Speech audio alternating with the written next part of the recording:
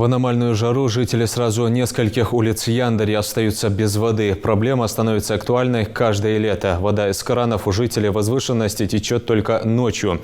И то не всегда. Жизненно необходимый ресурс им приходится привозить. Из Яндари репортаж Зелимхана Калоева. С ведрами в руках и без энтузиазма в глазах. Каждое утро для этих ребят начинается с походом за водой. В летнее время сельчане, живущие на возвышенности, остаются без воды. Она сюда просто не поступает. Приходится караулить по ночам.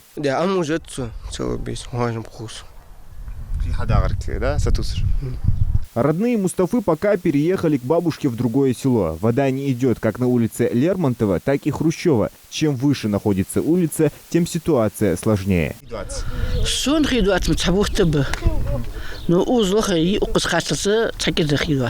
А так, потому что проблемы в республике проблемы. В Яндаре более 1400 домов. Летом воды из 2 резервуаров не хватает. Они попросту не успевают наполняться из-за большого расходования, говорят в местной администрации. Хоть все работает и в штатном режиме. Мы заходим во двор, 6, 7, 9-кубовые бассейны покупают, ставят. 2 дня детей искупаются, а потом выливают его, заново наполняют.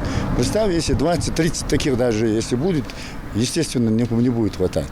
Поэтому, а есть люди, которые вообще без проблем живут, потому что они внизу они живут, они не знают, что такое экономить или еще где-то не хватает. Они говорят, у нас есть, у нас балл нету до вас. Сейчас местные власти решили разбить Яндари на 2 части, чтобы подавать воду по очередности. Будет вот такая очередность. Сначала одна сторона, потом вторая сторона. Для решения проблемы раз и навсегда в Яндаре необходимо пробурить отдельную скважину.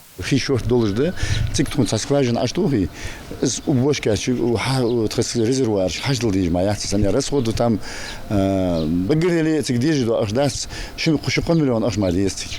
для республики, я считаю, если вопрос решится селом, Тахан было обращение, я раздал встречи с депутатами, которые у нас идут в Госдуму, хотя бы депутат встречи, озвучит